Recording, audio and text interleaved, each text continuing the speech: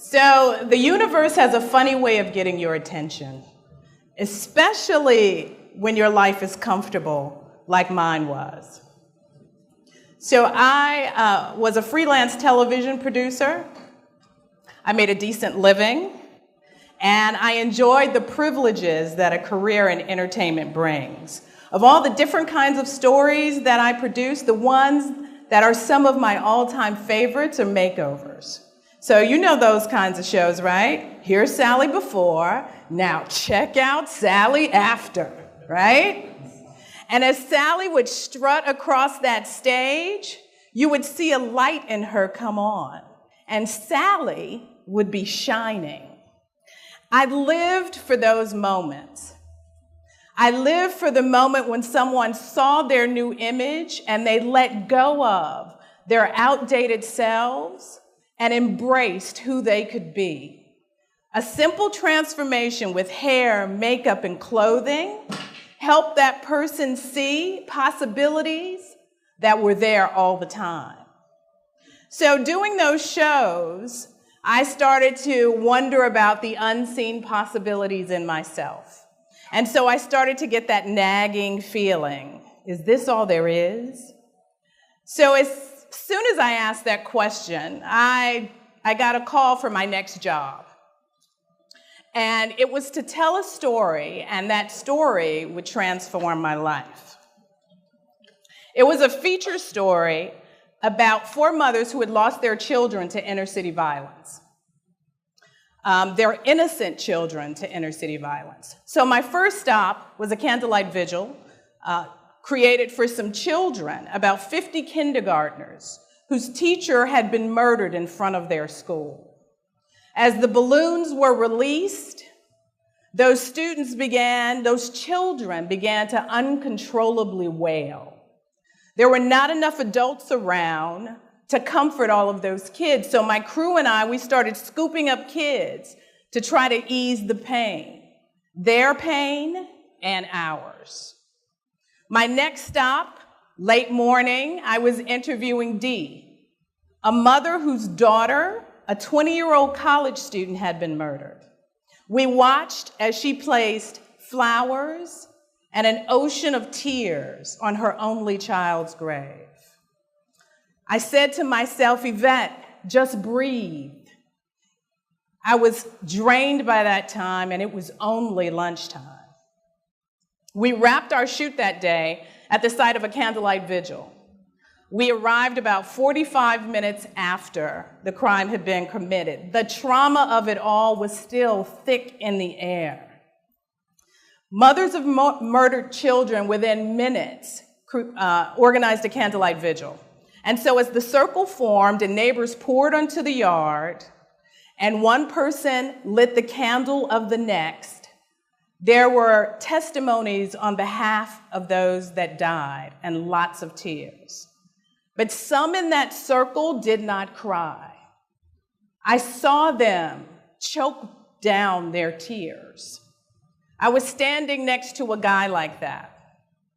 As our wicks touched to light our candles, I could see that his light was totally turned out. I could feel his pain, the pain beneath his stare.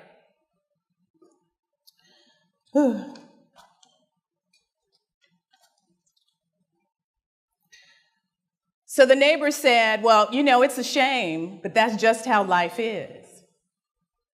Tomorrow, it could be me and mine that end up like this. No, nobody cares when you live where we do. This is not going to wind up on the news. And that night, there were no news crews. There was no big public outcry. The neighbors just blew out their candles and they went home. But why? Were we living in this communal thought that this is just the way it is? Had waiting in a sea of low expectations become normal? When you live in the hood, do you just have to suck it up, grin, and bear it? And then a light came on for me. When your pain, your conditions, and your potential is not recognized, that says to me, you better figure out a way to do it yourself. That waiting for a policy or a person is not the answer. We are the answers that we seek. So I began to think about these questions. So what if we turned part of our attention away from what's wrong in inner city neighborhoods and shifted part of that attention to what's right and placed laser focus on that? What if we found more ways to tap this endless reservoir of talent? If we created a pipeline for people to see the highest and the best in themselves and let them contribute from that place, no matter what their zip code might be. Before that life-altering day, I had convinced myself that telling stories on TV was my way to make a difference. Well, after that day, it was no denying my world had permanently shifted. I became obsessed with these questions. My career had been about the power of story. So I started with an idea that we now teach our students. Start where you are with what you have. Okay, I have my ability to tell a story, but now what? The answer came from one of the courageous moms I covered in that story. She was working with ex-offenders, trying to help them land jobs. But the trouble was, when an employer saw what they looked like, when they saw how they were dressed, they would hire someone else. So with a loving push from my husband, he and I started a nonprofit called Urban Possibilities that initially focused on helping inner city job seekers dress for interviews. So producing makeovers had taught me an essential truth. When you change what someone looks like, it can begin to change what they believe about themselves. And that was the gold that we were after. So to deepen the experience, we created an empowerment curriculum, a success toolkit, and that grew out of a few key ideas. The first, your history does not determine your destiny, but your thinking surely does. Second, when you live through life's worst, you earn great assets, the hard-to-get kind, like resilience and courage and strength. And that's powerful fuel for a future. And last, find your talent, create a vision for your life, get to work, and be of service. To help our students integrate these ideas deep into their psyche, we added an art and a performance component to our work. Writing, public readings, and theater programs in shelters on Skid Row. And we saw our adult students, veterans, ex-offenders, ex-addicts, take our classes, take the stage, and take flight. Right from the start, students started to achieve what the goals they were setting in the class. They started reuniting with their families, enrolling in school, landing jobs. As they rediscovered their voices, they began to walk different, talk different, live different. And I learned that my notion of people on Skid Row was all wrong. They were from all races and backgrounds. Some were raised in poverty on pretty mean streets, and some were spiraled out of their comfortable lives by financial loss, by bad health, and just a run of bad luck. One of our first students was an Air Force veteran. He was a former homeowner. He was a father of 4 and a former middle manager who had a heart condition. He had been homeless on Skid Row for 7 years. In our program, he started a novel, and 14 months later, that novel was published. So I've been threatening to write a book for about, 10 years, 12 years, and I'm still on my outline. But for Michael Douglas Gray, his talent helped him to literally write himself off Skid Row. There were days that he could not eat, but there was never a day that he did not write.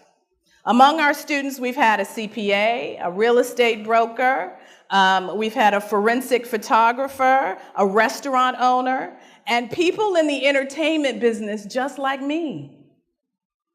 Our students have turned this teacher into a grateful pupil, showing me without a doubt that there is a sea of untapped potential in inner city communities, that the human spirit is incredibly resilient, and no matter how dire the circumstances, there is unlimited potential waiting to be set free.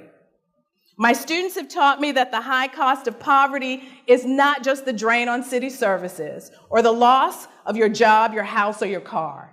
The most important thing you lose when you lose everything is that you lose your belief in yourself, in your worthiness. And regaining that worthiness is ground zero to rebuild your life. Empowering how a person feels about themselves is imperative, because when you change how we feel in here, it shows up out here.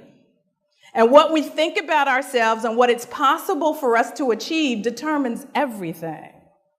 In our program, we believe that living through life's toughest challenges is a heroic act. It builds resilience, fortitude, and grit. If you've ever been through tough times, then you know what I mean. It's our struggles that teach us our biggest lessons and build our character. Right under our noses, on street corners, in missions and shelters, in our Skid Row and communities like it, there is a treasure of talent with tough muscles that can help strengthen and heal our communities, our cities, and our souls. This is our distinct competitive advantage. During my journey, one of my favorite lessons has to do with transformation, because when someone speaks their truth, it can also reawaken the voice of the listener. If your heart is open, transformation is catching. And when people come to our shows, they often come thinking they're there to support the students. But when they leave, they are inspired with a new perspective about their own hidden potential. Watching students courageously step into a new future or take the stage makes me more fearless. Using my talents to help other people find theirs has revealed to me talents I never knew I had, and given my life a richness that's unrecognizable from my life before. So it's my mission that we look at what a comeback requires with an open mind and see that the road to self-sufficiency is better traveled when you feel worthy of the trip. That yes, we need all the services in the continuum of care, housing, jobs, and supportive services. But we also need to invest in helping people believe in themselves again and establish a vision for their life that engages their imagination, ignites their passion, and pulls them forward.